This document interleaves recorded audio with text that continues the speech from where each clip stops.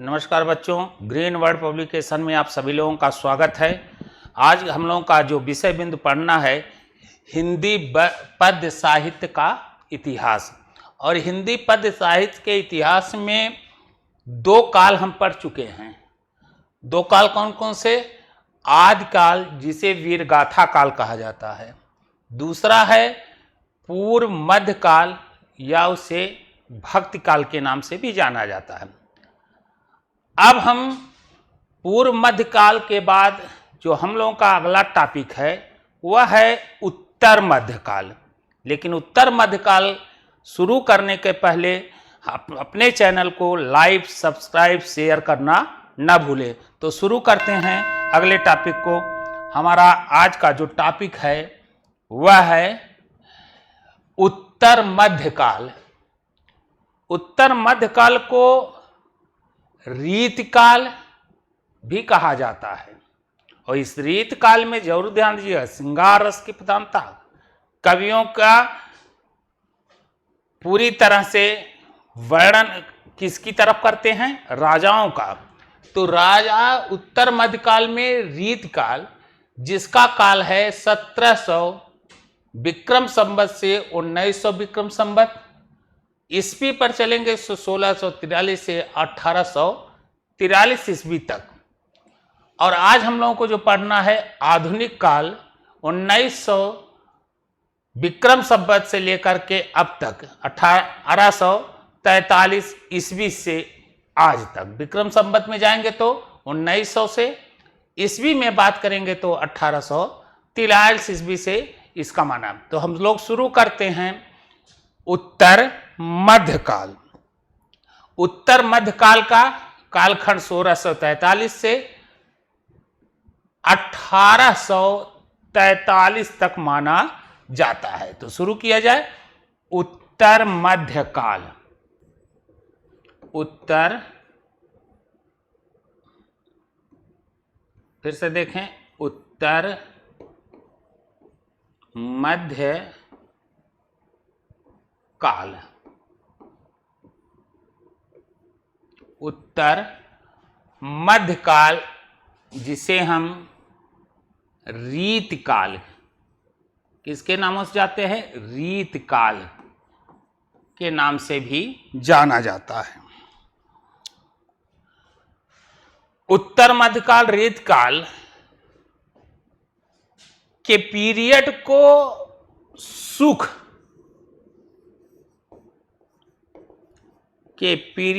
सुख एवं वैभव का काल भी कहा जाता है। सुख एवं वैभव का काल कहा जाता है। सुख एवं वैभव का काल कहा जाता है। इस काल के संदर्भ में मिस्र बंधुओं ने इसका नाम, इस काल के संदर्भ में मिस्र बंधुओं ने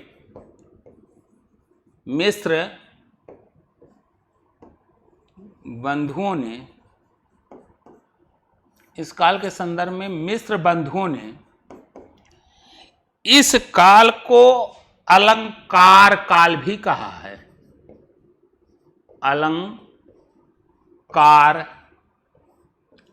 काल भी कहा जाता है। किस नाम से जाना जा रहा है? अलंकार काल की भी कहा जाता है। वहीं विश्वनाथ प्रसाद मिश्र, वहीं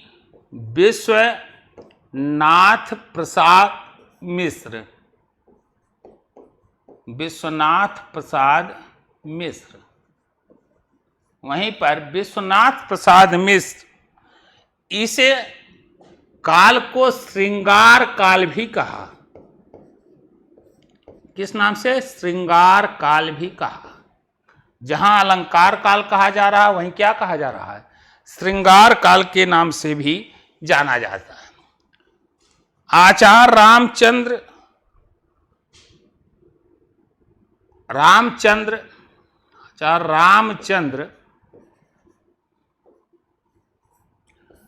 रामचंद्र शुक्ल रसाल, रामचंद्र शुक्ल रसाल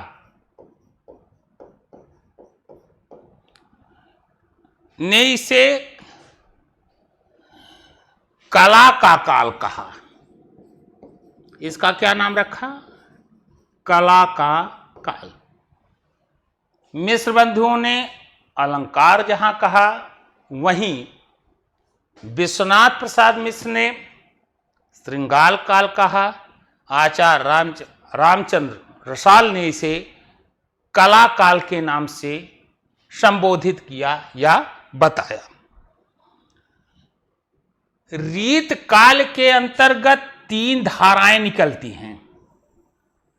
3 धाराओं का जिक्र होता है। रीत काल में 3 धाराओं से काव्य की रचनाएं की जा रही थी, अर्थात इसकी 3 धाराएं निकलती हैं। 3 प्रकार से काव्यों की रचना हो रही है। 3 धाराएं यहां से निकलती हैं।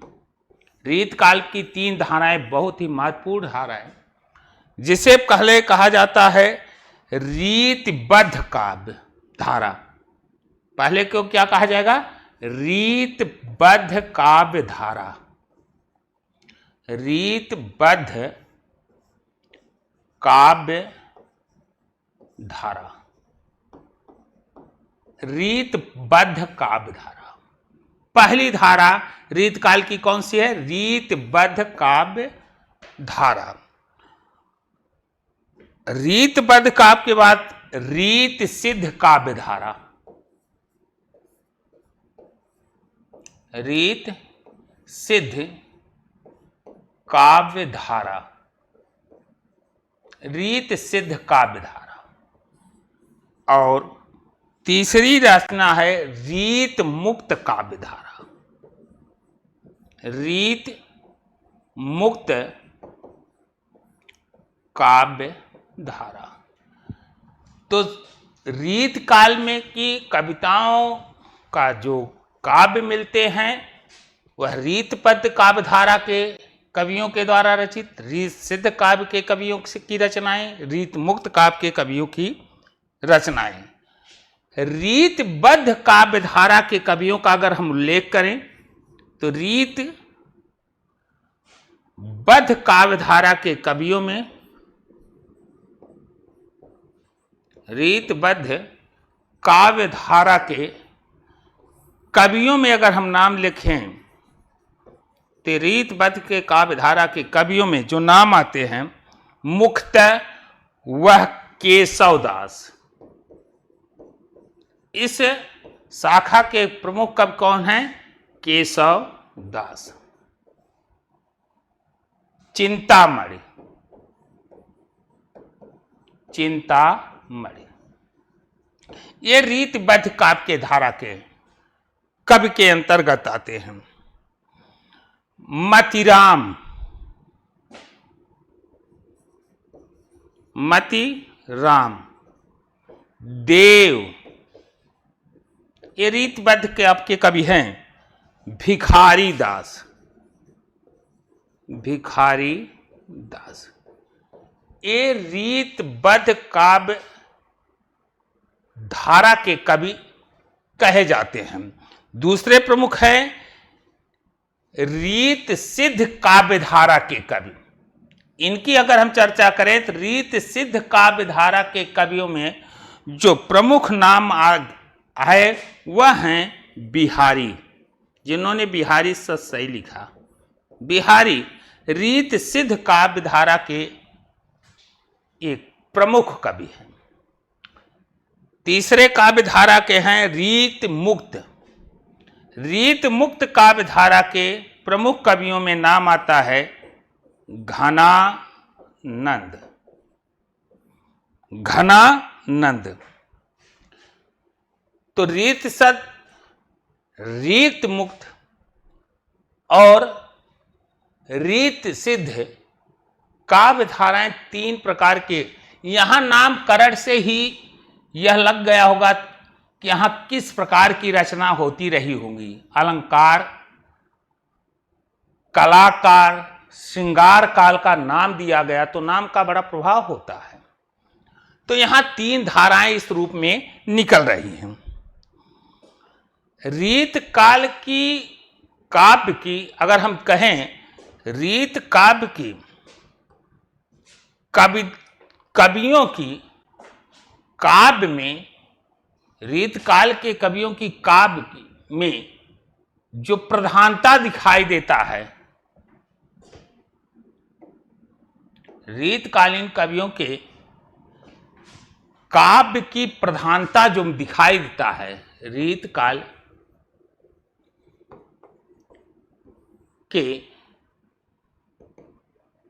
के कवियों में, रीतकाल में जो काव्य लिखी गई, इसमें जो प्रधानता है, किसकी प्रधानता को सामान्यतः स्वीकार किया गया है, रीतकाल के काव्य में की प्रधानता क्या है?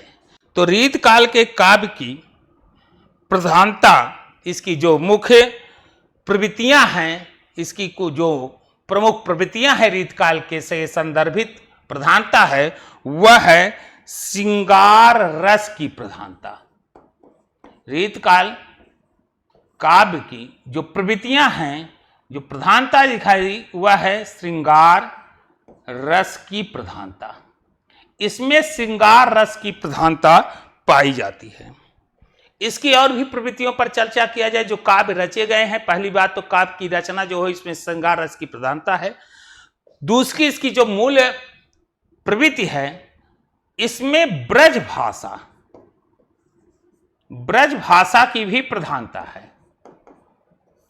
इनकी रचनाएं किस भाषा में की गई हैं? ब्रज भाषा की प्रधानताओं का वर्णन किया। साथ साथ इसकी जो मुख्य प्रवृत्ति है, वह श्रृंगार रस ब्रज भाषा के साथ साथ प्रकृति चित्रण, प्रकृति का चित्रण बड़ा ही अनोखे ढंग से वर्णित किया गया है। प्रकृति चित्रण, साथ ही साथ रस पर अगर कहें तो रस पर आधारित ग्रंथ हैं, रस पर आधारित हैं।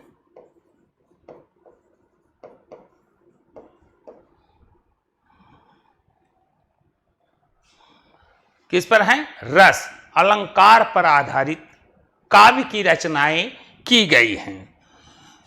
यद्यपि सुजात सुलक्षणी, अलंकार के संदर्भ में लिख रहा हूं कि अलंकार पर, रस पर आधारित इस काव्य की प्रमुख विशेषताएं हैं।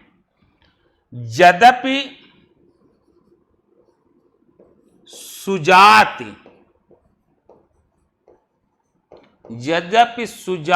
सुलक्षणी, यद्यपि सुजात सुलक्षणी सुवर्ण शरत सुवृत्त, सुवर्ण सरस सुवृत्त, सुवर्ण सरस सुवृत्त, भूषण विनु, भूषण विनु, भूषण विनु न विराजयी, न विराजयी, भूषण विनु न विराजयी, कविता वनिता मित, कविता वनिता मित। यद्यपि सुजात सुलक्षणी सुवर्ण शरत सुवृत्त, भूषण विनु न विराजयी, कविता वनिता मित।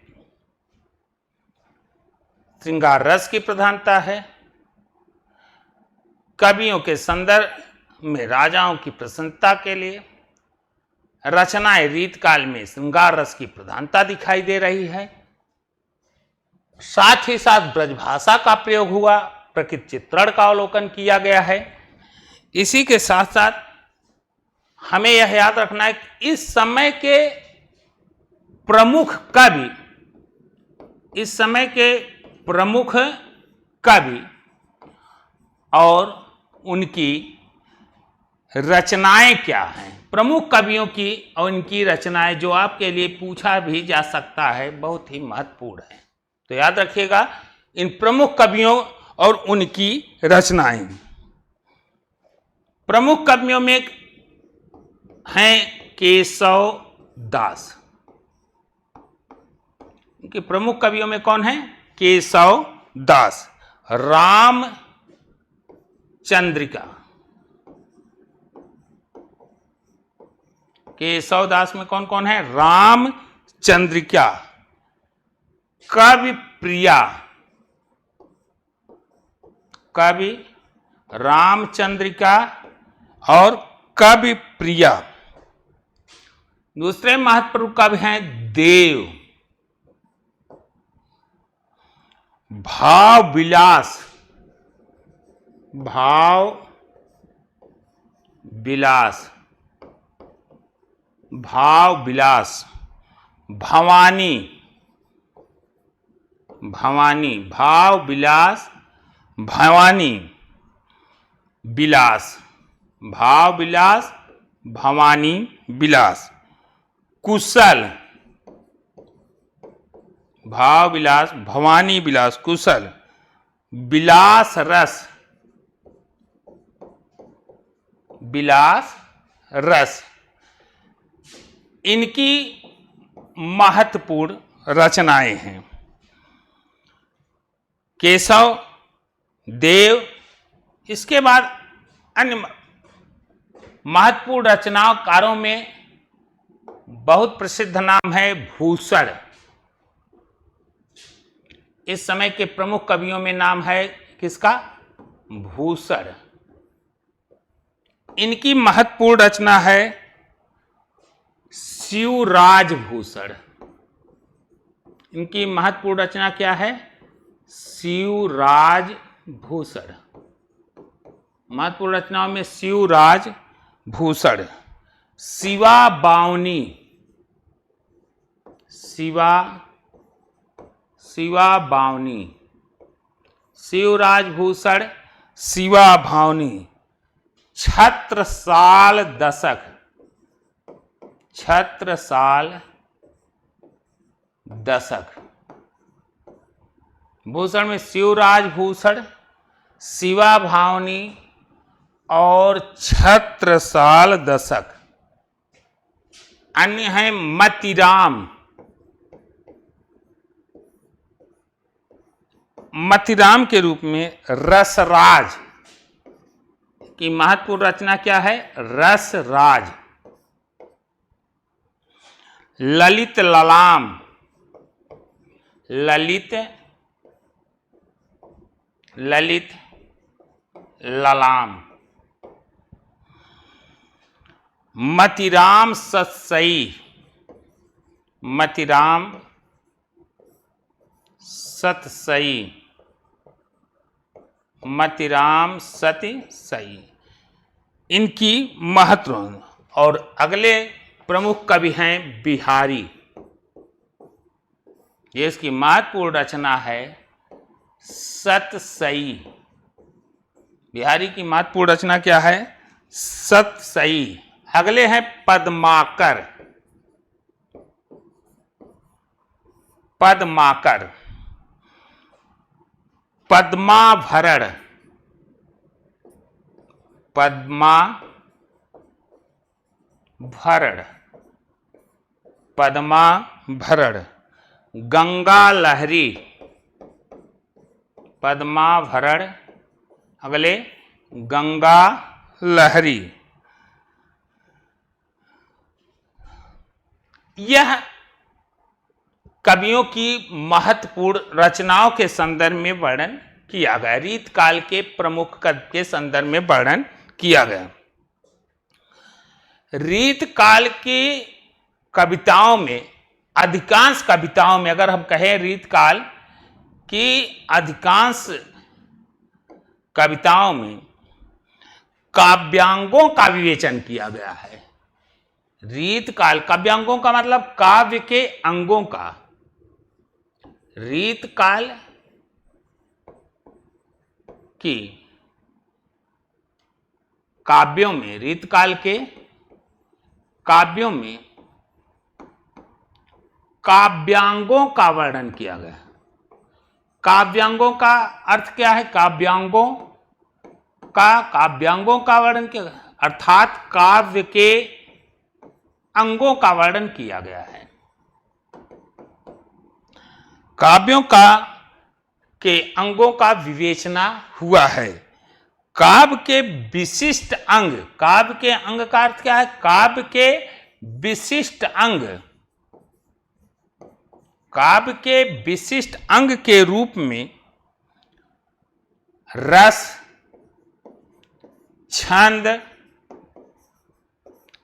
अलंकार, रस, छंद, अलंकार, नायक नायिका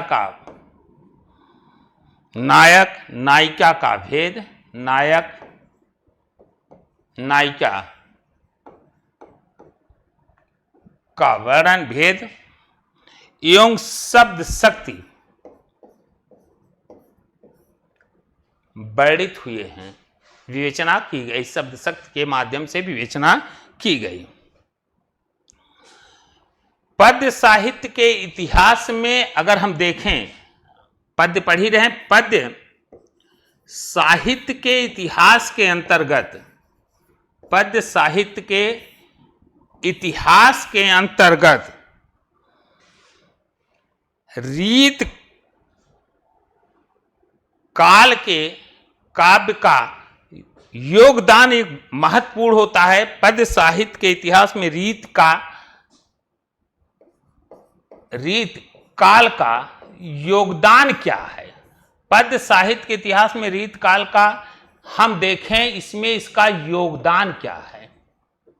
रीत काल के काव्य में, पद्य साहित्य के इतिहास में रीत काल का योगदान, तो रीत काल का योगदान यही है कि इस समय पद्य साहित्य में भी ब्रज भाषा, किस भाषा का प्रयोग हो रहा है? ब्रज भाषा काव्य भाषा के रूप में प्रकट हुआ। इसका महत्वपूर्ण योगदान क्या है? रीत काल के अंतर्गत, रीत काल में पद्य साहित्य के इतिहास में रीत काल का योगदान यह है कि ब्रज भाषा जो है काव्य के रूप में प्रकट हुआ, काव्य के रूप में इसका वर्णन किया गया। किसका? ब्रज भाषा का वर्णन ब्रज भाषा के रूप में प्रतिष्ठित हुआ या वर्णन किया गया। तो रीत काल के बाद हम पढ़ेंगे अब आधुनिक काल। रीत काल के बाद हम लोगों का कौन सा टॉपिक है? आधुनिक काल। और आधुनिक काल का जो पीरियड है वह है 1843 से आज तक। आधुनिक काल, आधुनिक काल पीरियड आपको क्लियर ही है। 1843 से अगर हम ईस्वी लेते हैं तो आज तक, अगर विक्रम संवत लेते हैं तो 1900 विक्रम संवत से लेकर कब तक? आज तक के पीरियड को, समय को आधुनिक काल के नाम से जाना जाता है। और आधुनिक काल का जब शुरुआत होता है 1843 से 1900, या हम कह दें 1843 ईस्वी से लेकर के 43 आज तक के पीरियड को आधुनिक काल, और इसी आधुनिक काल में सबसे प्रमुख घटना राष्ट्रीय आंदोलन की शुरुआत। यहां क्या कहेंगे? राष्ट्रीय आंदोलन का प्रारंभ। आधुनिक काल में सबसे बड़ी बात क्या है कि राष्ट्रीय आंदोलन का प्रारंभ होता है। आधुनिक काल में राष्ट्रीय आंदोलन का प्रारंभ।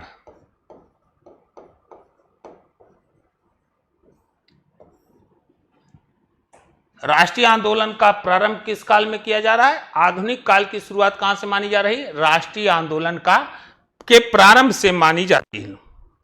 और राष्ट्रीय आंदोलन का प्रारंभ होने के पीछे क्या है? लोगों के अंदर आत्मगौरव का भाव भर जाता है।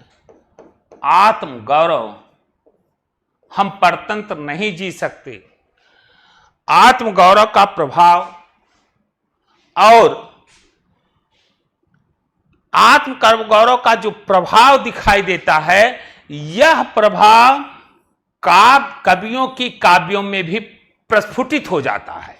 आत्मगौरव का जो भाव लोगों में जागृत हुआ, इस आत्मगौरव का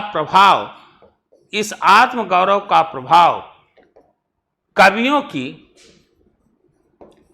की काव्य में भी लहराने लगा, काव्य में भी निकल कर आया।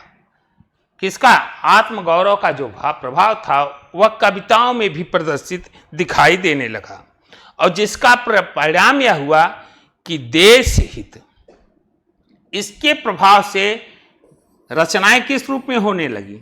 देश हित। आत्मगौरव कब आया? कविताएं भी देश हित, समाज सुधारक, देश हित, समाज सुधारक,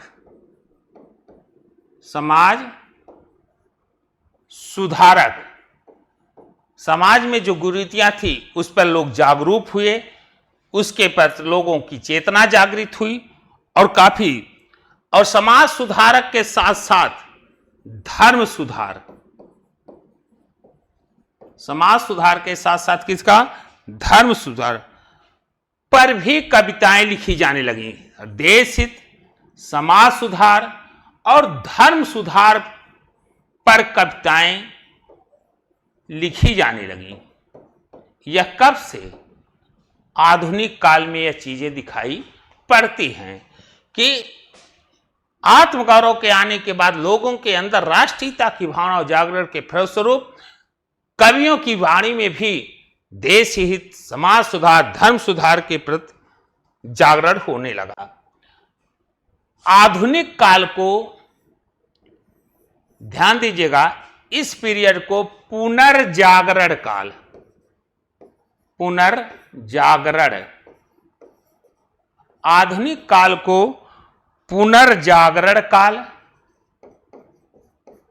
या इसे एक और भी नाम दिया जाता है, इसे नवीन काल, पुनर्जागरण काल या नवीन काल कहा जाता है। तो आधुनिक काल को पुनर्जागरण या नवीन काल के नाम से जाना जाता है। अब यहां देखेंगे आधुनिक काल का भी विभाजन किया गया है। आधुनिक काल के अंतर्गत हिंदी पद्य साहित्य के इतिहास को विभाजित किया जा रहा है। आधुनिक काल के अंतर्गत हिंदी पद्य साहित्य का विभाजन आधुनिक काल में ही आएगा, लेकिन इसका भी विभाजन किया गया है। तो आधुनिक काल का विभाजन जो हो रहा है वह है पहला भारतेंदु युग। आधुनिक काल के ही हैं, लेकिन आधुनिक काल में भी इसका विभाजन किया गया है। भारतेंदु युग पहला काल विभाजन। दूसरा द्विवेदी युग। भारतेंदु के बाद कौन सा युग आया? आधुनिक युग में एक युग आता है, कौन सा? द्विवेदी युग। भारतेंदु युग, द्विवेदी युग, इसके बाद छायावादी युग, इसके बाद आता है छायावाद। आधुनिक काल के अंतर्गत हम कालक्रमों को पढ़ रहे हैं। भारतेंदु, द्विवेदी युग, छायावादी युग, प्रयोगवादी युग, छायावादी युग, छायावादी युग नहीं, प्रगतिवादी युग। छायावादी के बाद प्रगतिवादी युग, और प्रगतिवादी युग के बाद अब आपका आ रहा है पहला भारतेंदु, दूसरा द्विवेदी, तीसरा छायावादी, चौथा प्रगतिवादी, पांचवा प्रयोगवादी। प्रयोगवादी आधुनिक काल का जो विभाजन हो रहा है प्रयोगवादी और वाद में नई कविता, यह आधुनिक काल का विभाजन के अंतर्गत यह युग दिखाई देते हैं। भारतेंदु युग, द्विवेदी युग, छायावादी युग, प्रगतिवादी युग, प्रयोगवादी युग और नई कविता। भारतेंदु युग पर आते हैं, हम बात करते हैं भारतेंदु युग। भारतेंदु युग, इन्हें नवजागरण युग भी कहा जाता है। इस युग को नवजागरण काल, इस युग को नवजागरण काल भी कहा जाता है। भारतेंदु युग को नवजागरण काल भी कहा जाता है और यह कालखंड है 1868 से लेकर 1900 ईस्वी तक। कब से?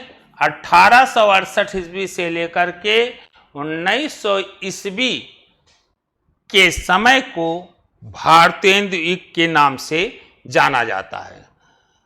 आधुनिक साहित्य के अगर कहा जाए, आधुनिक साहित्य के जन्मदाता, आधुनिक साहित्य के जन्मदाता,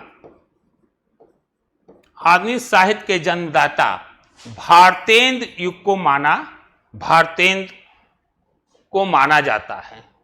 किसे माना जाए? आधुनिक साहित्य का जन्मदाता भारतेंदु हरिश्चंद्र को माना जाता है। आधुनिक युग का जन्मदाता किसे माना जाता है? भारतेंदु हरिश्चंद्र को, भारतेंदु हरिश्चंद्र को माना जाता है।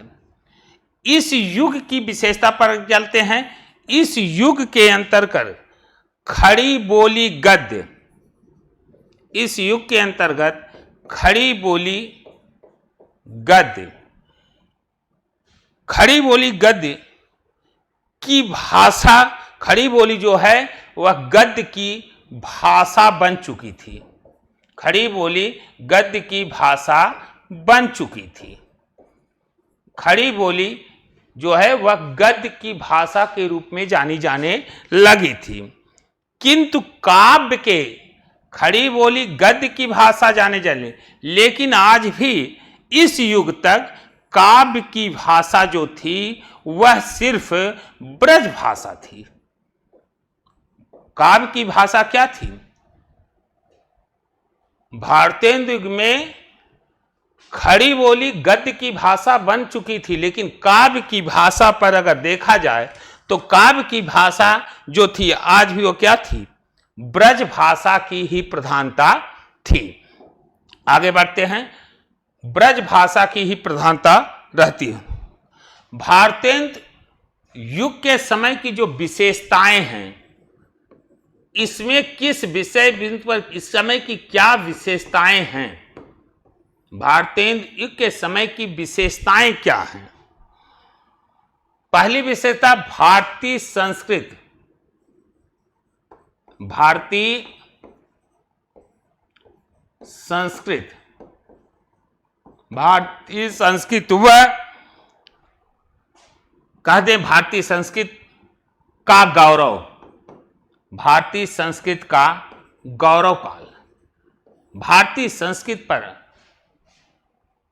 अपनी संस्कृत, अपनी धरोहरों को के पर गौरवान्वित होना, महसूस करना, भारतीय संस्कृत का गौरव गान इस युग में शुरू हो गया। भारतीय संस्कृत का गौरव गान।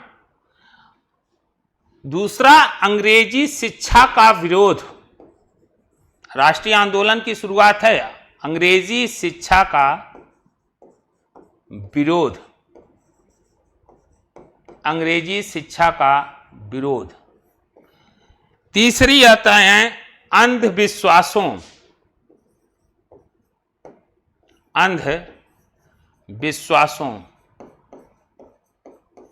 अंधविश्वासों पर प्रभाव पड़ा, अंधविश्वासों पर सामाजिक चेतना का विकास हुआ, सामाजिक चेतना, लोगों के अंदर जागरूकता आई, सामाजिक चेतना, लोग जागरूक हुए।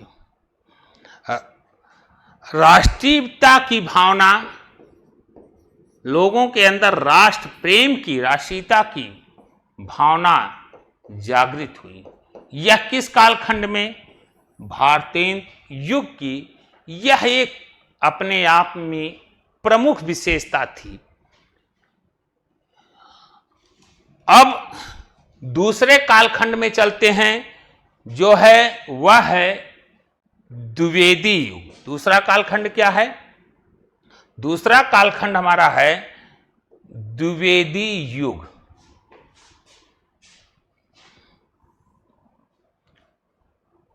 दूसरा हमारा है जो वह है क्या? द्विवेदी युग। द्विवेदी युग की का जो समय सीमा है वह 1900 से लेकर के ईस्वी का है 1918 ईस्वी। यह पीरियड द्विवेदी युग या द्विवेदी काल के नाम से जाना जाता है। इसे जागरण सुधार काल कहते हैं। इस काल को जागरण सुधार काल के नाम से भी जाना जाता है। और इस समय खड़ी बोली, इस समय खड़ी बोली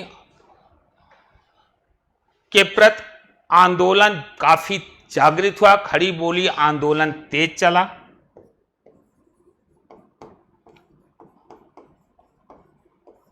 खड़ी बोली के प्रति लोग जागरूक हुए, खड़ी बोली का आंदोलन तेज चला। इस समय के प्रमुख कवियों में द्विवेदी युग के कहा जाए तो प्रमुख कवियों में श्रीधर पाठक,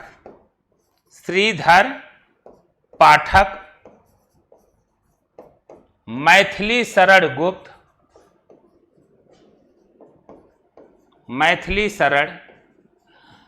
गुप्त, अयोध्या सिंह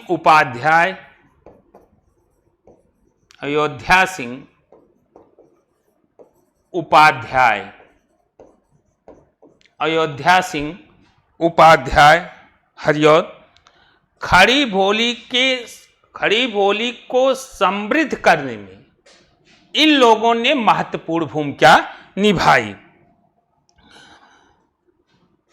और खड़ी बोली को और समृद्ध, पुष्पित, पल्वलित करने का श्रेय आचार्य महावीर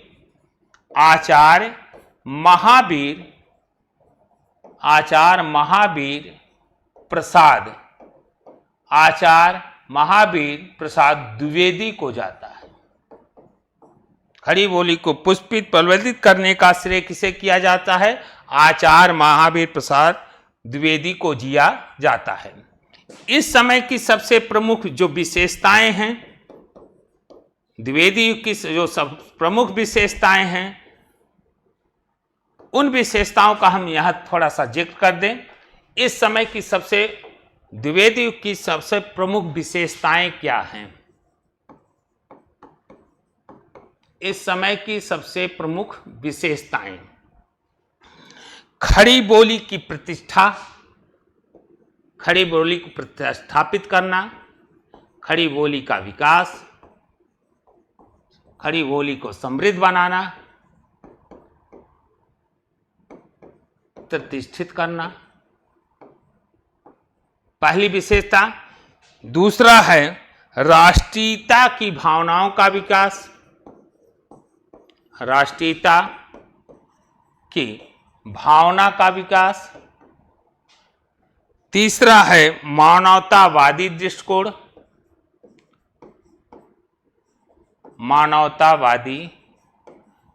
मानवतावादी दृष्टिकोण। प्रकृति चित्रण यहाँ की द्विवेदी काल की यह महत्वपूर्ण विशेषताएं हैं। अगली भी आधुनिक काल में अगले कालखंड को देखें हम, अगला भारतेंदु युग, द्विवेदी युग के बाद आता है आपका छायावादी युग।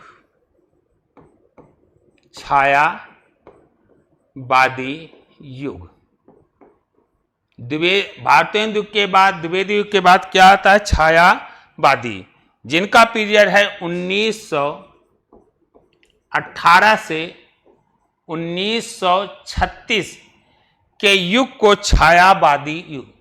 इस छायावादी युग के 4 प्रमुख कवि, जिसे आधार स्तंभ के रूप में जाना जाता है, जिसे छायावाद युग का स्तंभ कहा जाता है, वह हैं प्रसाद पंत, जयशंकर प्रसाद, सुमित्रानंदन पंत, निराला प्रसाद पंत, निराला और महादेवी वर्मा। ये छायावाद युग के आधार स्तंभ कहे जाते हैं। इस युग में मुक्तक गीतों का प्रयोग ज्यादा हुआ। इस युग में मुक्तक गीतों का प्रयोग ज्यादा दिखाई देता है। इस समय की जो विशेषताओं पर हम चलें, इस समय की प्रमुख विशेषताएं क्या क्या हैं?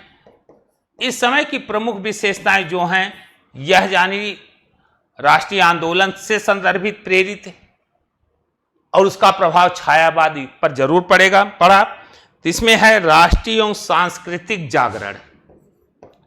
इसकी प्रमुख विशेषताएं क्या है? राष्ट्रीय एवं सांस्कृतिक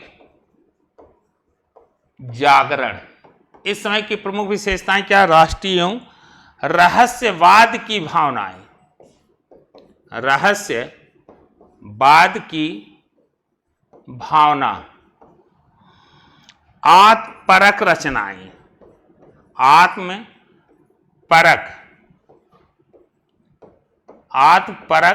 रचनाएं इस समय की छायावाद युग की प्रमुख विशेषताएं मानी जाती हैं। अगले युग के विषय में हम पढ़ें आधुनिक में, जिसे प्रगतिवादी युग कहा जाता है। अगला युग हमारा कौन सा है? अगला हमारा युग है प्रगतिवादी युग। प्रगतिवादी युग। प्रगतिवादी युग का काल है 1936 से 1943 तक। प्रगतिवादी युग का पीरियड 1936 से 1943 तक। यह युग द्विवेदी युग की अगर हम देखें, तो इस युग में द्विवेदी युग में जो बातें कही गई थी, आदर्शवादिता। द्विवेदी युग की क्या बातें कही गई थी? आदर्शवादिता और नैतिकता, और आदर्शवादिता और नैतिकता के विरुद्ध विद्रोह है।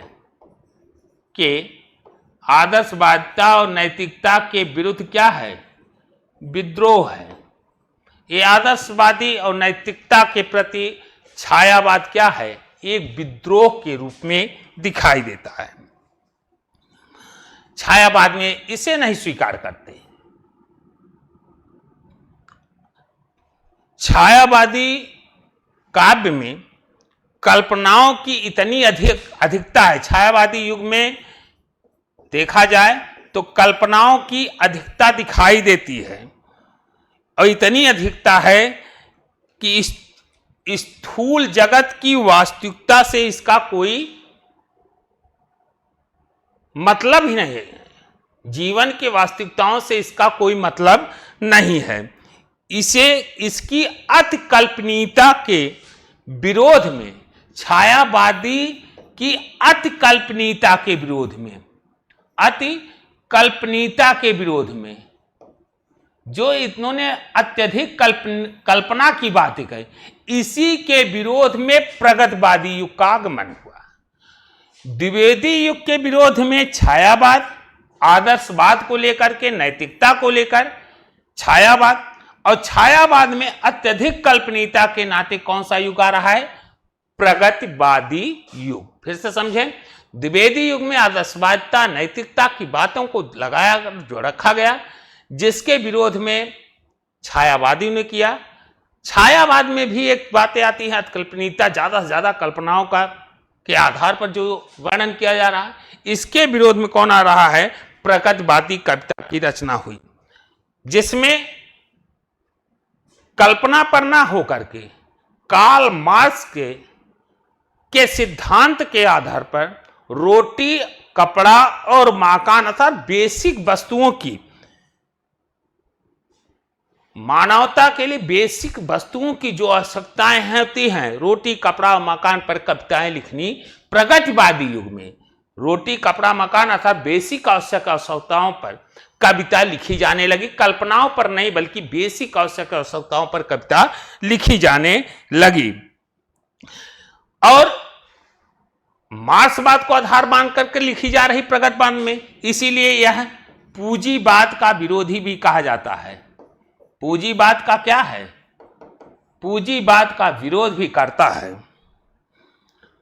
और प्रगतिवादी कवियों में प्रमुख कवि का नाम अगर हम ले लें तो प्रमुख कवि हैं पंत, निराला, पंत, निराला, दिनकर, पंत, भगवती चरण वर्मा, भगवती चरण वर्मा,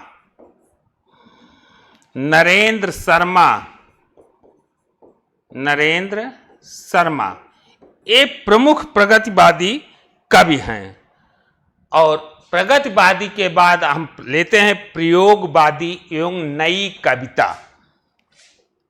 प्रयोगवादी एवं नई कविता, प्रयोगवादी एवं नई कविता, प्रयोगवादी एवं नई कविता, प्रयोगवादी एवं नई कविता। इस कविता के युग का आरंभ अज्ञेय, किनके द्वारा किया जा रहा है? अज्ञेय की कविताओं द्वारा संपादित होता। प्रयोगवादी एवं नई कविता की शुरुआत अज्ञेय द्वारा संपादित तार सप्तम, तार सप्तक की रचनाओं से माना जाता है, जिसकी रचना 1943 में की गई। प्रयोगवादी या नई कविता की शुरुआत तार सप्तक से माना जाता है, जिसकी शुरुआत किसके? अज्ञेय के तार सप्तक रचनाओं में किया गया। और यह रचना 1943, और तार सप्तक में 7 कवियों का, तार सप्तक में 7 कवियों का,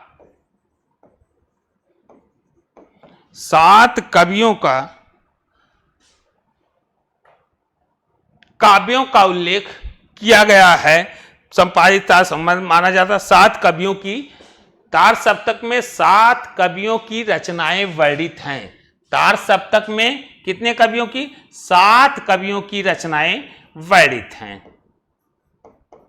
तार सप्तक में 7 कवियों की रचनाएं वर्णित की गई हैं।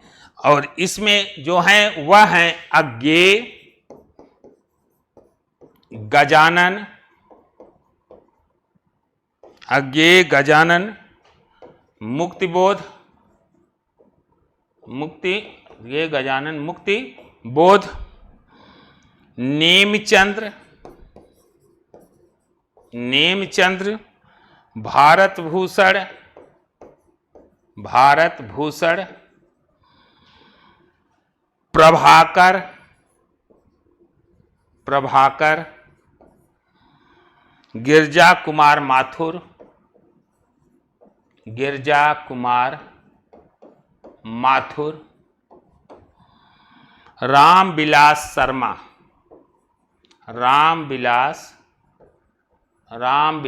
शर्मा, ये प्रमुख कवि हैं।